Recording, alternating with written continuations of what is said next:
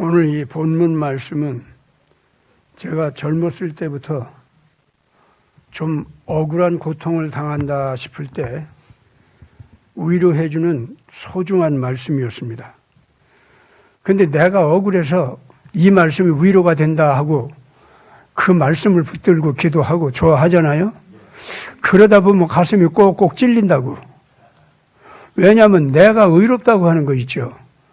이거 뭐 상대적으로 사람들 사이에서는 내가 거짓말 좀 덜하고 의로운 말 좀 더 많이 했고 선하고 착하게 보이는 행동을 조금 사람들 앞에 딴 사람보다는 좀 보였다 할지라도 아니 그래 놓고 그래서 내가 하나님께 의로 부름을 받아서 거기에 응답해서 내가 행동을 했으니 내가 나를 억울하게 한 사람들을 반드시 이기리라 그런 생각을 하면서 좋아했다가도 나 혼자 이제 돌아와서요 이 말씀을 가지고 위로가 되어가지고 또 한 번 생각하고 읽어보면요 내가 찔리는 거예요. 의로운 말을 했어도 가만히 보면 내가 이해타산 다 하고 앉아 있었고 의로운 포장을 했을지언정 내가 진정으로 그 사람들과 상대를 할 때 그 사람들과 더불어서 순수하게 정말 의를 목적으로 해서 했는가 하고 생각해 보면요 뭔가 찔리는 게 그래도 있어요. 그 하나님 앞에 나오면은 이 말씀이 나한테 위로가 되는 게 아니라 찔리는 거예요, 이제. 그러니 내가 사람들 앞에서 볼 때 또 당장 거짓말하고 악한 행동을 하고 이런 사람들을 바라보고 화가 나서 하나님의 의를 내가 정말 열정적으로 부르짖고 그랬다고 할지라도 그런 내가 하나님 앞에서 그 사람보다도 승리한 모습으로 복을 받은 모습으로 탁 나타날 자격이 정말 내가 있는가 하고 생각하면 그게 아니더라고요. 어떻게 여러분들은 그런 고민 안 해봤습니까? 해봤습니다. 나는 예수님 앞에서 정직하게 정말로 실질적으로 하나님 앞에 제대로 나가는 사람들은요 저하고 비슷한 고민을 다 한다고 봅니다. 그런데 이사야서 43장 이걸 기록한 이사야 선지자 자신은 그러면 어땠을까? 비록 그분이 이사야서 53장 같은 메시아의 모습을 그렇게 자세하게 묘사할 만큼 정말로 하나님의 크신 사랑과 속죄양 메시아의 모습을 깨달아 알 만큼 그래서 그걸 갖다가 예언적으로 증언할 만큼 그런 하나님의 종이었다 할지라도 그분 자신이 실질적으로 하나님 앞에서 나는 의롭다. 그러므로 나는 승리한다. 이거 자기 자신을 바라보면서 자기가 만족해하면서 자만심을 가질 수 있었을까요? 이사야 선지자도요. 선지자로 나설 때 하나님께서 불러가지고 네가 이제 나서서 내 나팔수가 되라. 내가 얘기하는 대로 하라 하고 명령을 내렸을 때요. 그 전에 먼저 이제 하나님의 빛을 볼 거 아닙니까? 하나님의 형상을 그 보좌 앞에서 뵐 거 아니에요? 그때 어땠습니까? 이사야가. 하나님께로부터 그 말씀 듣기 이전에는요. 이사야가 어땠느냐면은 아이고 나는 죽었다 이랬어요. 내가 뵐 수 없는 하나님의 거룩한 빛을 배웠으니 내가 그러니까 그 빛을 딱 배우니까 요새 뭐 임사 체험하는 사람들 많죠? 예, 근데 그 빛을 딱 배우니까 거룩한 하나님의 사랑의 빛이요, 의의 빛이에요, 그게. 근데 거기 비춰보면 내가 그냥 유리알 속같이 그냥 내 속이 다 보이는 거야. 내 과거에 지었던 말 한마디, 행동 하나까지도 세세한 것까지 다 드러나는데 예수님의 눈동자 벽에 다 드러나는 거예요. 그러니까 이사야도 똑같았던 거예요, 이게. 이사야 선지자가 그 하나님의 빛 앞에 딱 섰을 때 어땠어요? 아이고 나는 죽었다 그랬다니까. 이 거룩한 하나님의 빛 앞에서 하나님의 눈동자 앞에서 내 악이 다 드러났으니 내가 이 하나님 앞에 이렇게 그 빛 앞에 나를 드러냈다는 것 자체가 내 더러운 것과 악한 것을 드러낸 것이 됐으니 나는 이제 징벌받을 수밖에 없구나. 그러고선 두려워 떨면서 나는 죽는구나 그랬어요 그때. 그때에 이 사람이 이렇게 덜덜 떨고 있을 때 이사야야 네가 어째 이렇게 두려워 떠느냐. 이사야가 하는 얘기가 제일 먼저 자기 하나님 앞에서 자기 죄가 생각나는 게 뭐냐면은 나는 입술이 더러운 자입니다. 내 입으로 온갖 더러운 말을 다 했습니다. 아마 이 사람이 말재주가 좀 있었던 모양이야. 어떤 때는 정직한 것을 얘기하고 어떤 때는 거짓말을 하고 어떤 때는 남을 이용해 먹는 그런 요상한 그 꾀를 내는 말을 했고 어떤 때는 그냥 하나님의 의로운 말을 그냥 팡팡 쏟아내고 그 여러 가지 말을 갖다 재주 있게 잘했던 모양이야. 근데 그렇게 막 섞어서 의로운 말도 하고 더러운 말도 하다 보니까 의로운 말까지도 하나님 앞에 나설 때는 다 더러운 것이 되는 거예요. 하나도 하나님 앞에서 내가 의로운 자 거룩한 자는 내 입술에서 나온 소리가 아무것도 그렇게 입증이 될 만한 게 없어. 그래서 이 이사야가 자기 몸으로 행한 어떤 죄보다도 자기 입으로 행한 죄가 제일 컸던 모양이야, 이 사람은. 그래가지고 하나님 앞에 내 입술이 더러운 자니 내가 여호와 하나님 앞에 이제는 내 죄가 다 드러나서 벌을 받을 수밖에 없어서 내가 이렇게 두려워 떱니다 그랬다고. 그랬더니 그냥 하늘에서 불이 싹 내려오더니 입을 갖다가 확 찢어버리는 거예요. 됐다 이제 네 입이 깨끗해졌다. 그러니 염려하지 말아라. 앞으로 네 정결해진 입을 가지고 내가 내 의의 말을 세상에 전해야 한다. 이렇게 해서 이제 이사야가 선지자로 나서는 거 아닙니까? 아마 이사야가 그때부터요 정말로 자기 입으로 나오는 말을 조심했을 겁니다. 한마디라도 거짓말이 섞어서 나온다든가 한마디라도 남의 비유를 맞추기 위해서 의의 법도를 갖다 적당히 가리게 하거나 휘게 하거나 이런 짓들 있죠. 아마 그때부터는 그런 거 안 했을 거예요. 무척 애썼을 줄 압니다. 그래서 10번, 100번 참고서 자기 입조심하는 동안에 한마디 하나님의 말씀을 하라는 대로 쾅 쏟아내고 그때부터 그 쏟아내는 그의 선언적인 하나님의 의의 말씀이 이 말씀대로 되어질지어다 하고 소리치게 됐고 그건 반드시 그렇게 되어야 한다고 그렇게 당당하게 소리칠 수 있었던 거죠. 당위성의 말씀들, 이루어져야 할 올바른 말씀들, 그걸 갖다가 팡팡 이제부터는 쏟아내는 거예요. 전에는 그런 말을 하려면요, 막 꺼릴 때가 많았어요. 아, 나 이 말을 하다가 손해보는 거 아니야? 아, 나 이 말을 하다가 누구한테 잡혀가는 거 아니야? 내가 이 말을 하다가 나 이제 이찬 말을 했다고 비판당하는 거 아니야? 이런 거 있지 않습니까? 이제 그런 거 없어지는 거예요. 다 그런 게 없어지는 거예요. 그냥 한번 내 가슴 속에서 옳다 여겨지고 이건 지금 여기서 쏟아내놔야 한다. 이 백성들이 들어야 한다. 이 백성들이 들으면 날 돌질하고 칼질하고 나한테 그럴지라도 나는 이걸 쏟아내놔야 한다라는 당위성이 느껴지면 거침없이 얘기를 하게 되더라 그 말이죠. 그것이 이제 하늘의 말씀을 담당하는 자가 돼. 예언이라고 하는 말은요. 앞으로 이루어질 일을 갖다가 미리 점쟁이 같이 맞춰서 얘기할 수 있다. 그런 거 아니에요. 어떤 귀신의 영의 힘을 입어가지고 근데 그 맞춰서 얘기할 때도요.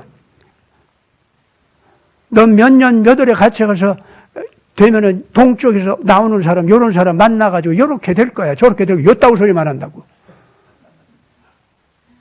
그게 아니고 왜 그런 일을 당해야 되는지 또는 왜 그런 일을 하게 되는지 의로운 이유가 있을 거 아니에요.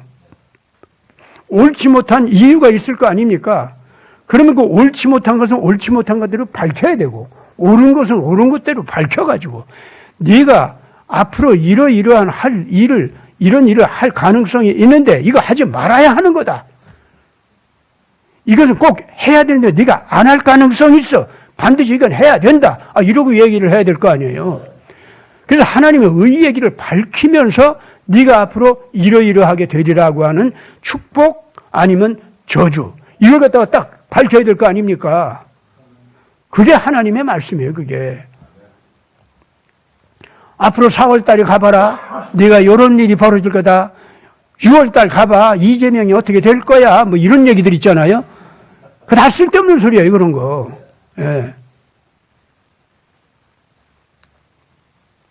이제면 그 사람이 지금 현재 하는 짓이 이것이 옳고 저것이 그러고 그래서 종합 점수를 볼 때 이 나라에 대한 책임과 이렇게 합쳐서 볼 때 이 사람은 어떤 일을 당한다. 그게 마땅하다. 이게 재판정에서 언도를 내리듯이 그렇게 얘기를 하는 것이 하나님의 뜻대로 말을 전하는 겁니다. 이사야가 그런 하나님의 종이 되기 위해서 먼저 자기 자신의 의식 속에 자기 자신의 정보를 갖다 수집하는 그런 버릇 속에 옳은 것, 옳지 않은 것 있지 않습니까? 또 그 자기가 알게 된 걸 갖다 발표하는 이 자기 말로 하는 거 있잖아요. 이거 또 하는 자기가 말을 하게 되는 동기 이것까지도 전부가 하나님 앞에 철저하게 반성하고 불로 지지듯이 하늘에 불이 내려와서 확 지졌다고 그랬죠. 예, 불로 지지듯이 그야말로 자기 속에 모든 인지, 기억 그리고 그걸 갖다가 생각하는 거, 판단하는 거 그래가지고 말을 하려고 하는 거 동기 하나하나를 갖다가 불로 지져버리는 거예요. 다. 더러운 것도 다 없애버리는 거예요.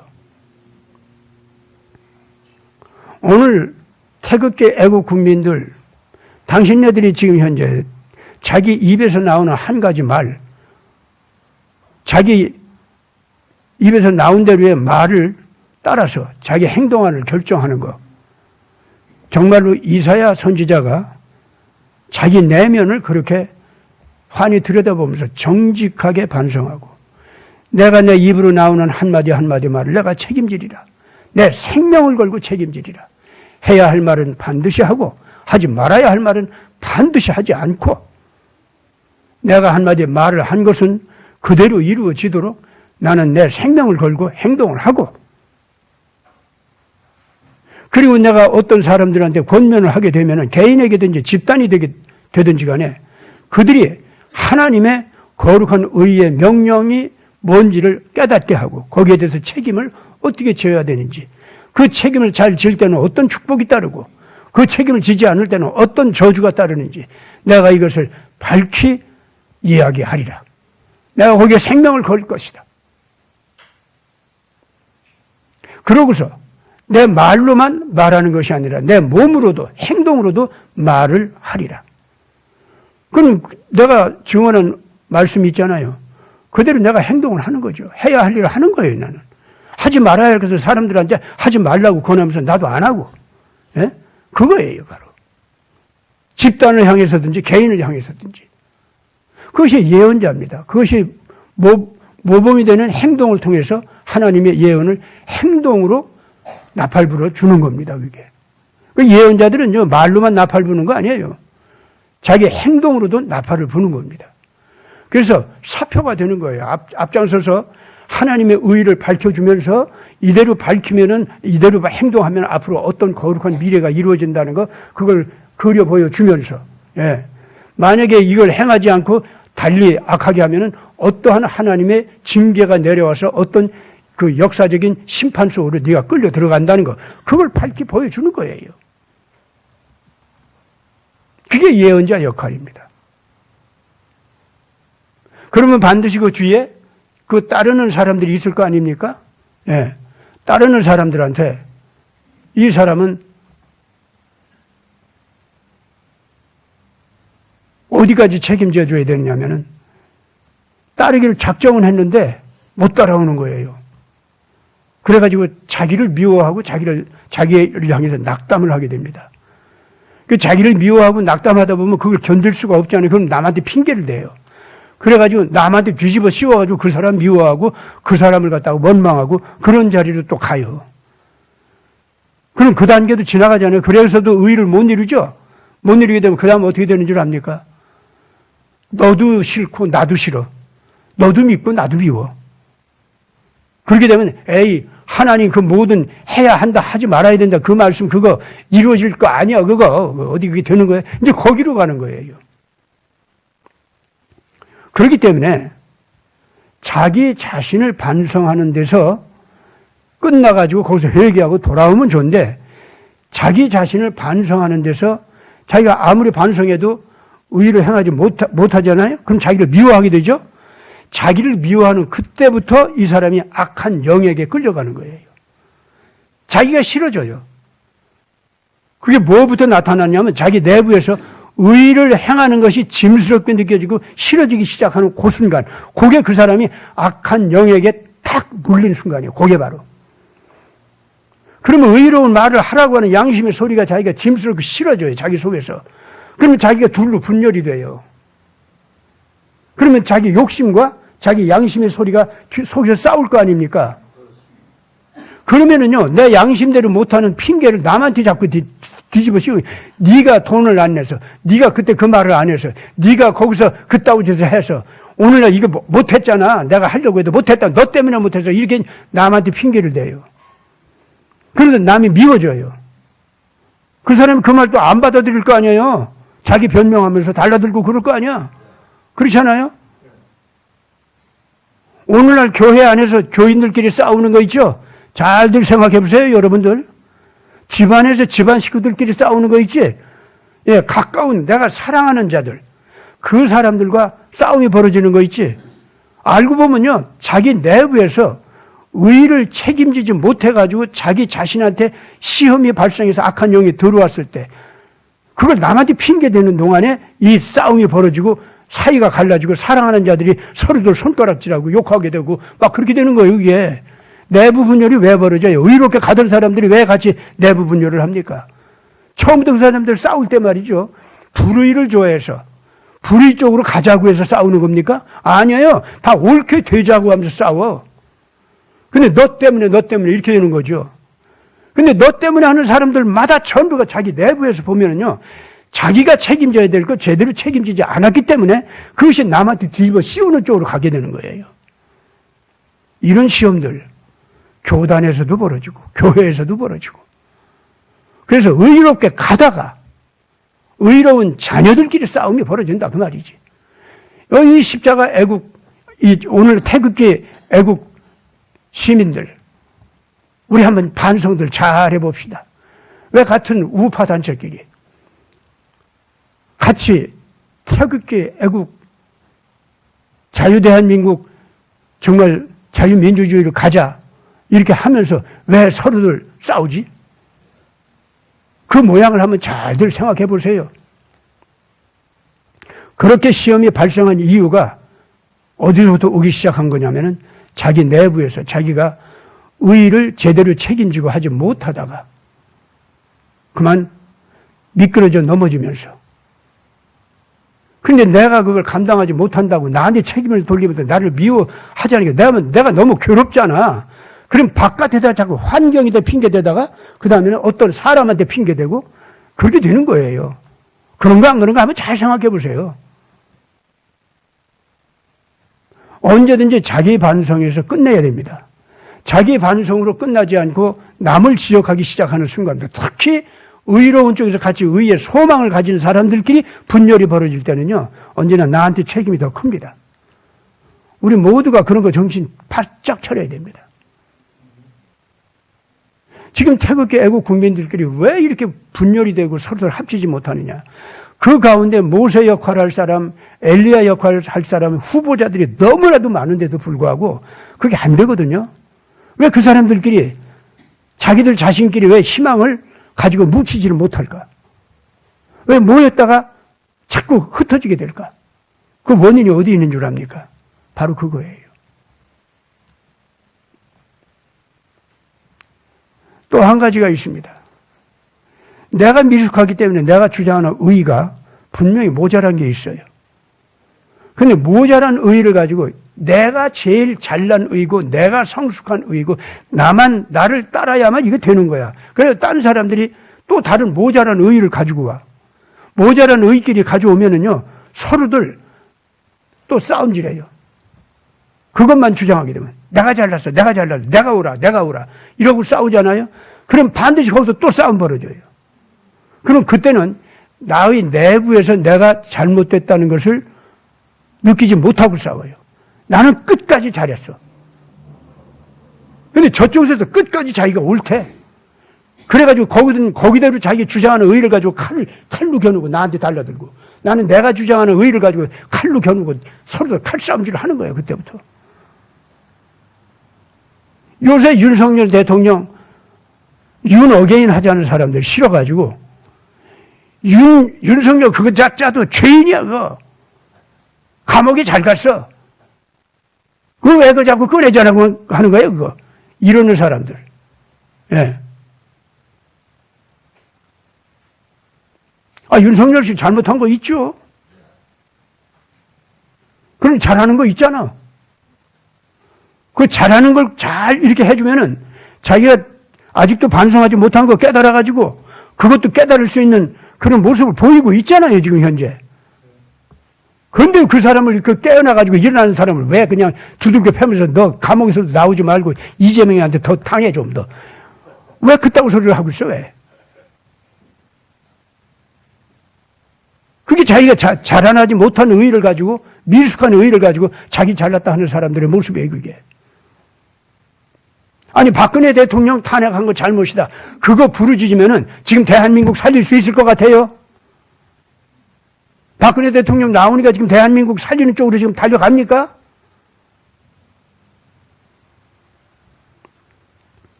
그게 아니거든요.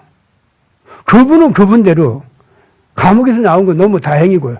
잘된 일이지만은 하나님 앞에서 그분이 대한민국을 이끌고 가는 데 있어서 모자란 것이 있는 거, 그분은 그분대로 지금 반성해야 돼요, 또.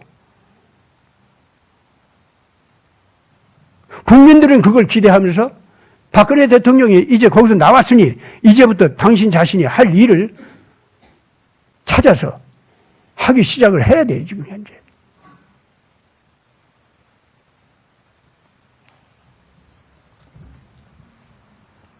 그렇기 때문에 오늘 이사야서에서 나온 이 말씀, 우리 정말로 우리 마음속에서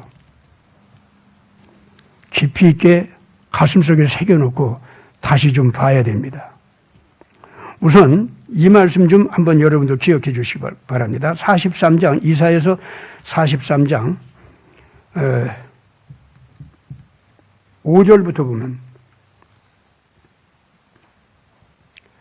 두려워 말라, 내가 너와 함께하여 네 자손을 동쪽에서부터 오게 하며 서쪽에서부터 너를 모을 것이며 내가 북쪽에게 이르기를 내놓으라, 남쪽에게 이르기를 가두어 두지 말라.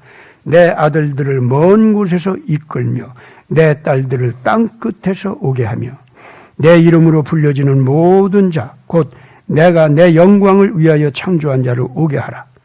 그를 내가 지었고 그를 내가 만들었느니라.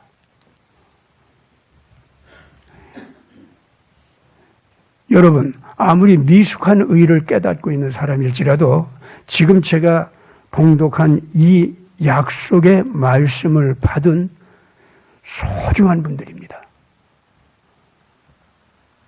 그렇기 때문에 미숙한 의의를 부르짖으면서 고집하는 사람들 있잖아요. 고집만 부리지 말으라고 하고 당신이 말하는 그것은 옳기는 옳은데 그건 미숙한 의의야. 거기서 자라나야 돼. 이 말을 해줘야 돼요. 그래서도 말을 안 들을 수가 있어요. 그럼 좀 기다리세요. 어떻게 기다려야 되는지 압니까? 어휴, 저가 또 고집 부리네 하고서 그러고 또 이제 얼굴 찡그리고서 뒤로 물러가지 말고 그 사람 그 모자란 의의를 위해서 하나님께서 오늘 지금 제가 읽은 이 말씀이 그 사람한테 축복으로 와 있다는 걸 내가 먼저 믿어줘야 됩니다.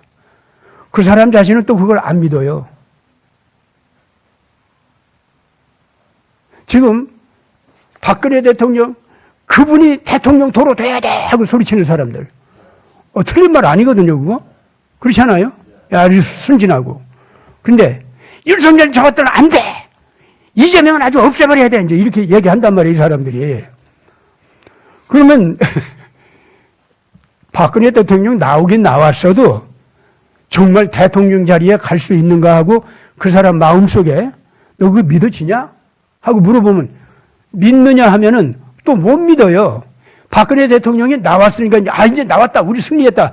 그런 건 있어도 그분이 대통령 자리로 도로 갈 수 있느냐고 물어볼 때 또 그것도 또 못 믿어요. 왜냐하면 박근혜 대통령이 감옥에 있을 때 절대로 박근혜 대통령이 바깥으로 나온다는 거 믿지를 못했던 사람들이니까.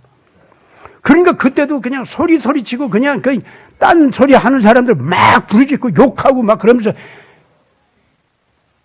정말로 보면은 슬픔에 잠겼고 두려움에 잠겼고 분노에 잠겼고 내 이러다가 죽으면 그냥 병들어 죽을 거야 하고 이렇게 소리치고 그랬던 사람들이에요. 박근혜 대통령 탄핵시키지 말고 나오게 해야죠. 그거 옳은 거였어요. 미숙한 의예요. 근데 그런 사람들일지라도 그렇게 모자란 의의를 부르짖으면서 자기도 죽을 수밖에 없는 절망 속으로 가고 박근혜 대통령도 나와봤자 그 사람들을 보면 같이 희망을 가질 수가 없어.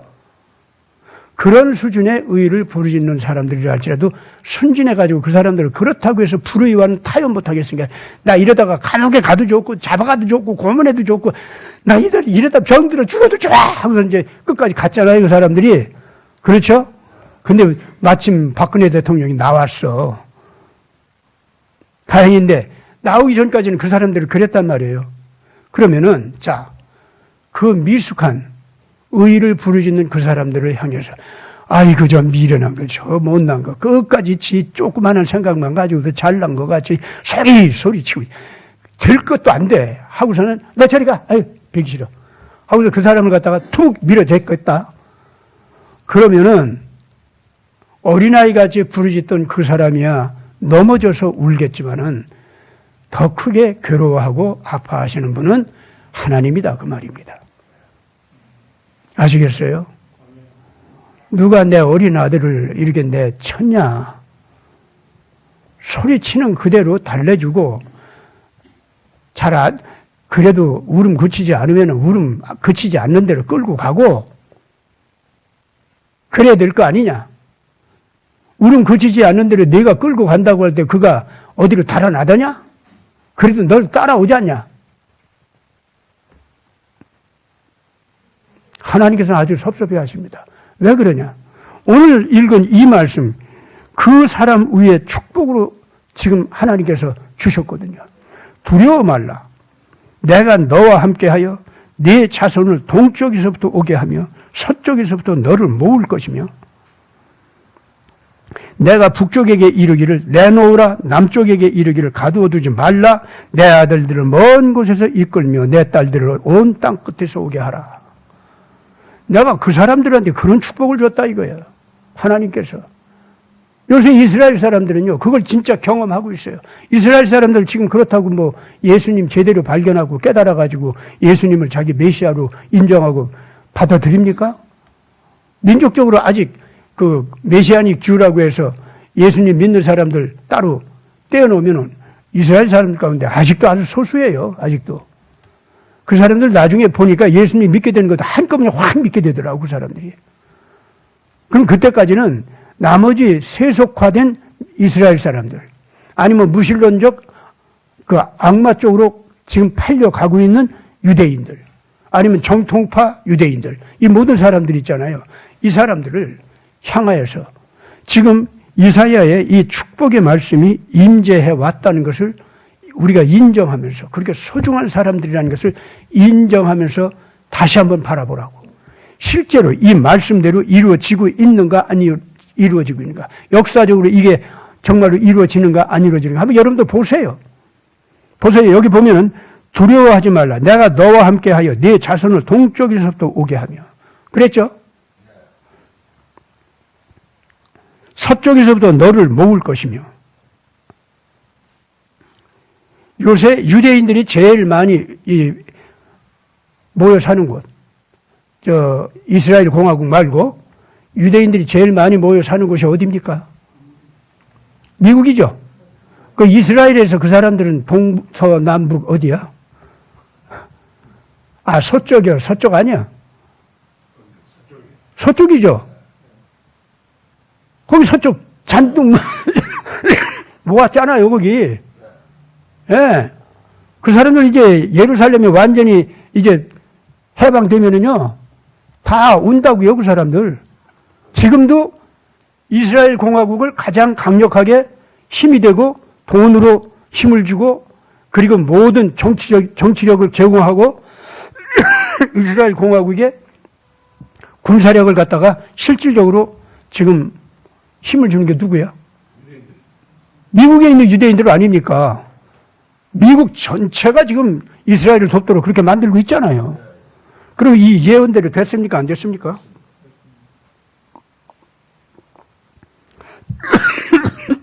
거기 동쪽 얘기도 나오는데,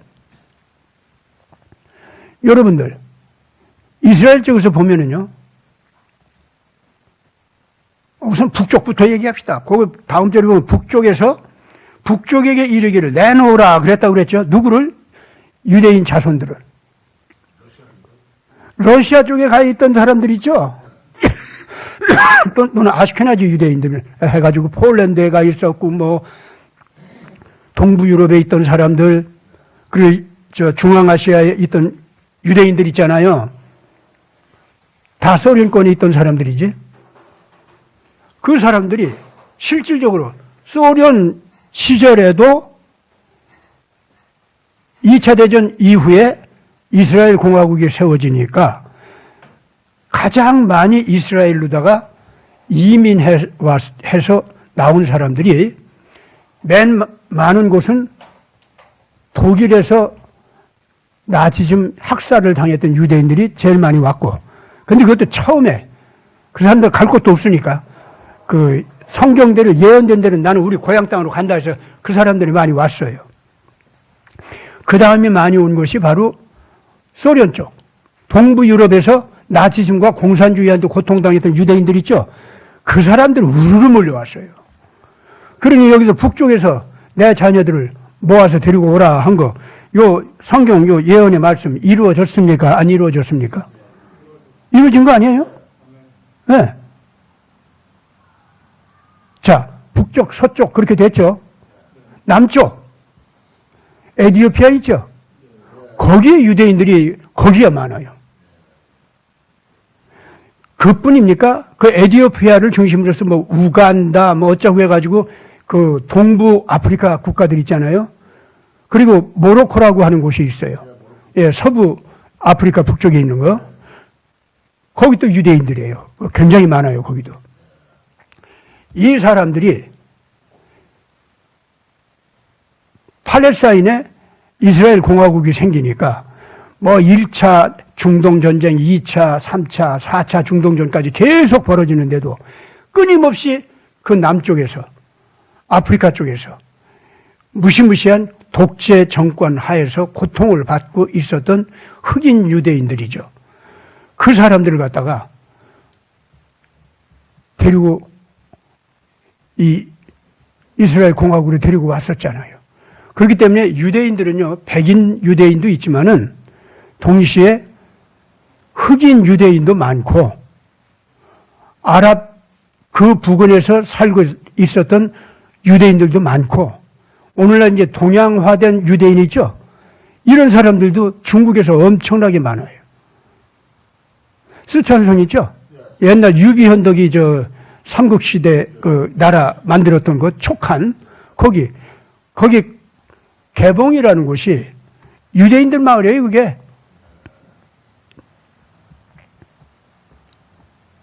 그 개봉이 한국 쪽으로 유대인들이 많이 물결쳐서 왔다고 그랬지 않습니까? 그 개봉이 많이 말하자면은 한국 쪽으로 들어오는 유대인들의 기착지였어요, 거기가.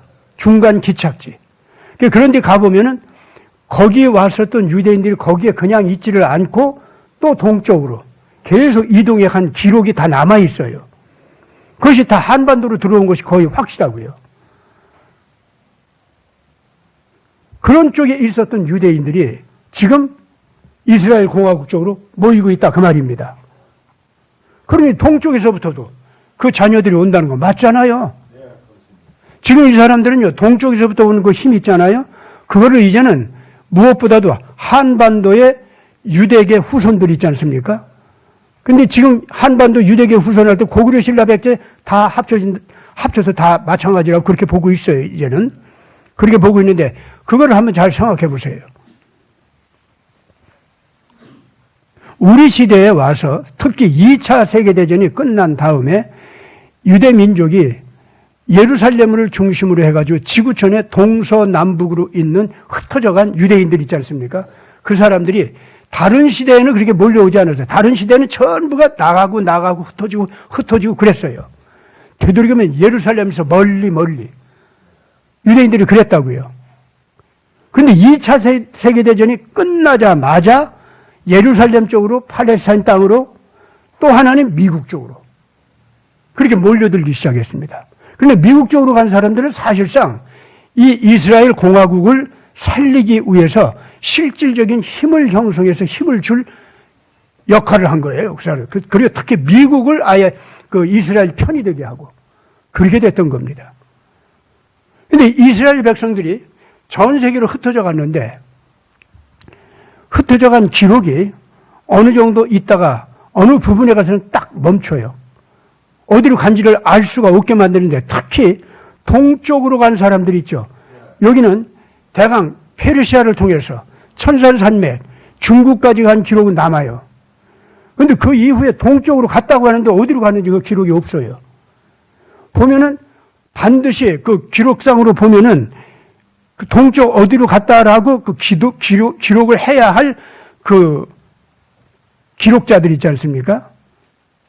이 사람들이 일부러 그것을 기록을 안 해놓고 감추어놓은 흔적이 굉장히 많이 있는 거예요. 그것을 오늘날 지금 학자들이 그걸 다 지금 조사해가지고 이거는 일부러 감춘 것이다.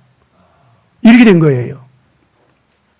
더군다나 이제 히브리 쪽에 남아있는 그 기록을 보면은 뭐 파피루스가 됐든 양피지가 됐든 거기 보면 그때 당시에 어떤 거는 한 AD 300년 그때 써놓은 거, 어떤 건 AD BC 1세기 또는 BC 3세기, 5세기 그때 써놓은 거 있잖아요. 그때 써놓은 거 가보면은 그 기록자들이 이런 것을 남겨놨어요. 동쪽 스발산맥 쪽, 저쪽 너머로 간 사람들이 있죠. 그쪽으로 갔다고 하면서 지워놓은 자죽이 있어. 어디로 갔는지 지웠어. 그리고 이런 기록만 나와요. 동쪽 끝에 가거든 삼면으로 바다가 되어 있는 땅이 나온다는 거예요. 한반도 아닙니까? 동쪽 끝에 가면 삼면이 바다로 생긴 땅이 나오는데 거기에 창조주 하나님 아버지를 믿고 속죄 제사를 드리고 그 다음에 율법을 알고서 챙기면서 실천하는 백성들이 있다 이거야. 가서 그 삼면이 바다로 된 그 땅에 가서 그런 백성인지 아닌지 확인만 하라 이거야. 그리고 우리가 바로 그 사람들과 똑같은 하나님에 대한 신앙과 율법과 제사제도를 가지고 있다는 거, 그거를 확인만 하라 이거야. 그리고 금방 눈에 보면은 금방 눈에 띈다는 거야. 그건 뭐냐면 흰옷을 입는 백성들이라는 거예요. 여러분들 이거 잊지 마시기 바랍니다. 창조주 한 분 하나님, 그리고 속죄의 양을 통해서 속죄를 해주는 은혜, 제사예요. 그런 제사. 그 다음에 그분을 따르려면 율법을 지켜라 하는 거. 그리고 흰옷 입은 백성. 그 네 가지만 확인하라는 거예요. 그러면은 그쪽에서도 우리 이스라엘에서 떠나는 이 사람들을 그쪽에서도 그걸 확인하려고 할 거고 너희들도 가서 그걸 확인하라 이거예요. 그러면은 그 네 가지가 확인되거든. 형제 민족으로 알아라 이거. 그쪽에서도 너희들을 형제 민족이라 하리라. 그런 것이 히브리 쪽에 써 있는 거예요, 그게. 그러니 동쪽 삼면이 바다로 되어 있는 그 땅, 그걸 갖다가 감춰놨다는 거. 거기로 간다는 말을 감춰놓은 거예요, 그거를. 아시겠어요? 그러니까 이 지시하는 건 뭐냐면 동쪽 끝까지, 해가 뜨는 곳까지 가서 보면 육지가 바다의 면에 있기 때문에 더 이상 갈 곳이 없어. 거기까지 가라는 거야. 가서 지금 제가 얘기한 그런 신앙, 율법, 제사, 옷, 그거 확인하라는 거야. 그것이 합쳐지면 그 형제 민족이다. 그쪽에서도 형제 민족이라고 할 거다. 너희들도 형제로 받아들여라. 그들과 결혼하고 같이 살면서 나라를 이룩하라고. 그랬어요. 그러면 반드시 이 예루살렘 쪽에 있는 이 백성들과 더불어서 세상 마지막에 가서 서로 만나게 된다. 이 얘기가 있습니다. 여러분 그렇다면 이런 것이 다 예언인데 그동안 유대민족이 2차 세계대전 직전까지는 끊임없이 예루살렘으로부터 멀리 흩어지고 도망가고 그냥 이산되는 과정이었습니다. 그런데 2차 세계대전 끝나자마자 그쪽으로 그냥 온 세계 동서남북 모든 곳으로부터 유대민족 혈연 자손이 있다고 하면 그냥 다 몰리게 했지 않습니까? 예루살렘 쪽으로. 미국 아니면 다 지금 현재 유대 땅으로 모이게 한 거예요. 그래가지고 이 유대 땅이 마지막으로 해방되기 위해서 첫째 미국에 있는 유대인들이 큰 힘을 가지고 이 이스라엘을 보호하고 동쪽에서 독수리같이 날아오르는 그 아까 얘기한 동쪽 끝에 있는 동방에 햇빛이 처음 떠오르는 그 땅 있잖아요.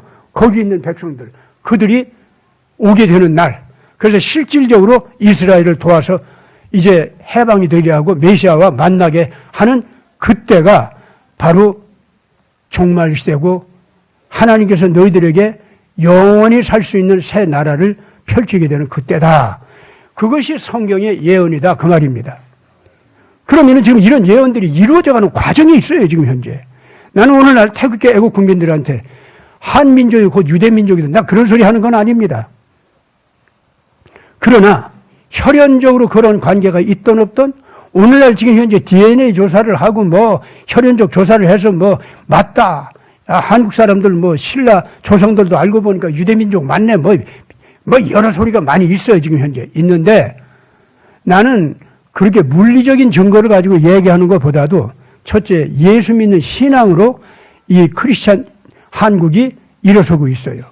그리고 자유민주주의 이 인간의 존엄성과 자유를 이루어 주면서 결과적으로 그 나라 자체가 예수의 통치 원리에 따라서 문화를 만들고 나라를 만드는 것이 마땅하다 하는 복음 이것이 지금 전해지면서 예수가 다시 와서 영원히 그 올바른 진리의 나라에서 온 인류를 살게 하는데 그때에 예루살렘에 있는 백성들이 마지막으로 해방받아서 일어서게 되는 그걸 계기로 해가지고 온 세계가 이 거룩한 새 메시아 통치 나라를 맞이하게 된다 이거예요. 그때에 동쪽에 있는 이 백성들이 그 예수를 증언하면서 다시 오시는 예수와 더불어서 예루살렘 쪽으로 이 백성들이 오는데 전 세계 인류를 갖다가 아시겠어요?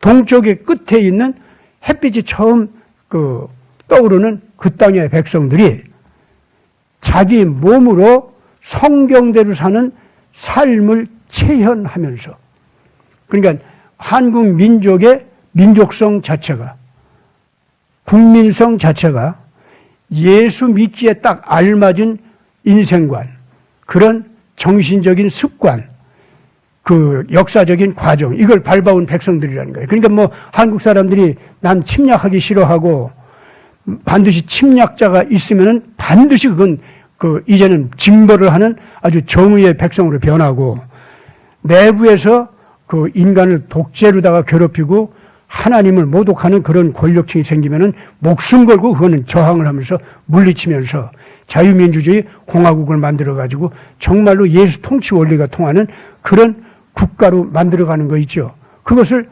한국이 지금 만들어가고 있잖아요, 지금 현재. 태극기 애국 국민들이 지금 그쪽으로 달려가고 있고.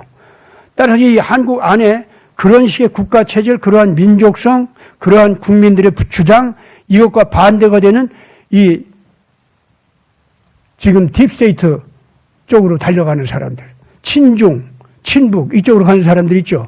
이 사람들은 이러한 성경에서 예언된 한국 민족이 태어난다는 그 예언과는 반대로 악한 쪽으로 가는 거 아닙니까? 이때에 지금 현재 그걸 갈라 세우는 거예요. 하나님께서. 이 한국을 그냥 정리하는 겁니다. 여러분들 한반도에서 이제 일제시대 신사참배를 하는가 안 하는가 시험해 봤었지 않습니까? 그래가지고 신사참배 찬성을 했던 사람들은 북쪽으로 가게 하고 공산주의 좋아하는 사람들은 북쪽으로 가게 하고 신사참배 반대하면서 예수 믿는 자유를 위해서 그 자유민주주의로 가겠다는 사람들은 전부 남쪽으로 몰리게 했지 않습니까? 그거를 재정리하기 위해서 6.25 전쟁도 터졌고 6.25 전쟁을 통해서 한민족을 양분을 해버렸죠 그렇게. 그래가지고 오늘날 지금 현재 북쪽으로 간 사람들은 인간 지옥 만들었잖아요. 남쪽에 있는 사람들은 지금 현재 어떻게 됐어요? 전 인류가 부러워하면서 한국 같은 체제를 가져야 우리가 이 전 인류가 평화롭게 살 수 있다. 한국에서 배워라. 이건 뭐 선후진국 말할 것도 없이 다들 지금 그렇게 말들을 하고 있어요.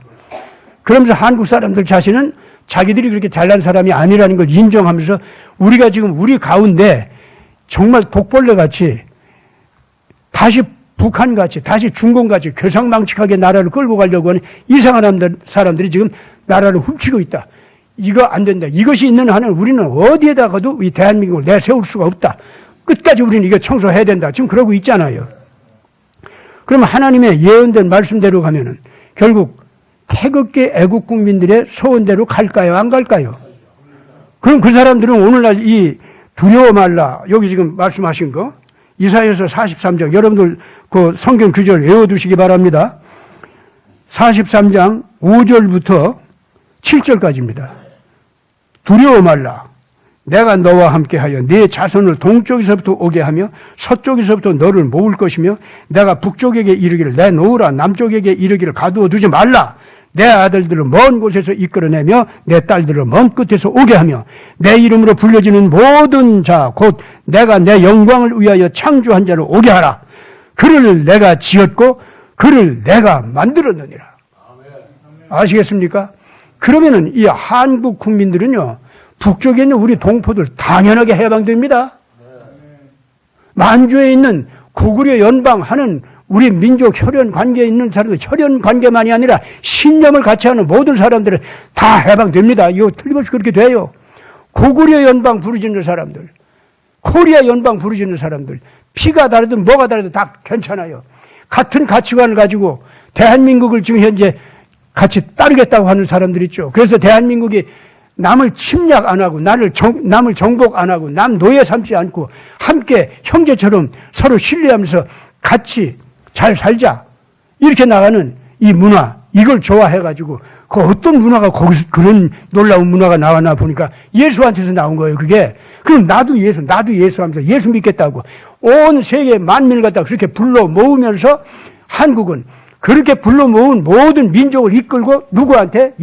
예루살렘의 예수님한테. 아시겠습니까?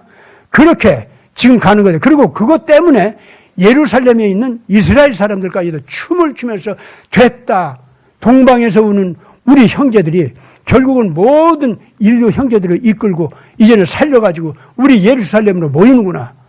성경에 약속된 대로 하나님의 메시아 왕국이 이제 만들어지는구나. 지금 그 시대로 들어가고 있다. 그 말입니다. 태극기 애국 국민들 다들 기뻐하시기 바랍니다. 그리고 자기 모자란 거 미숙하게 혼자 고집스럽게 부르짖으면서 자기한테 칼질하고 남한테 칼질하고 그런 거 하지 마세요. 성경대로 나가세요. 성경대로. 그러다 보면 다 성숙하게 됩니다.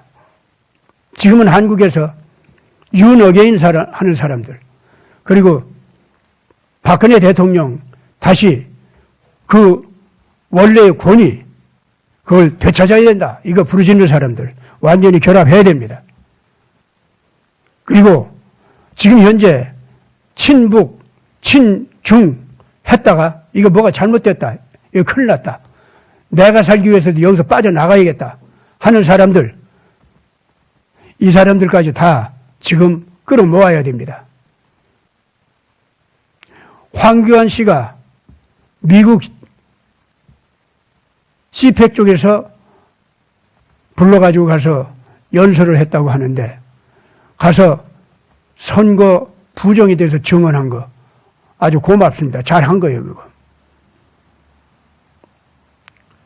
그러나 그분이 모자란 건 모자란 것대로 우리가 판단하면서 잘한 건 잘했다고 해야 됩니다. 저는 그렇게 봅니다.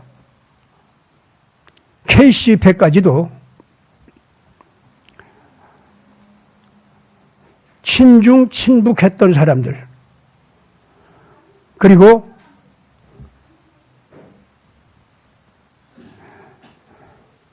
좌우 금수저님들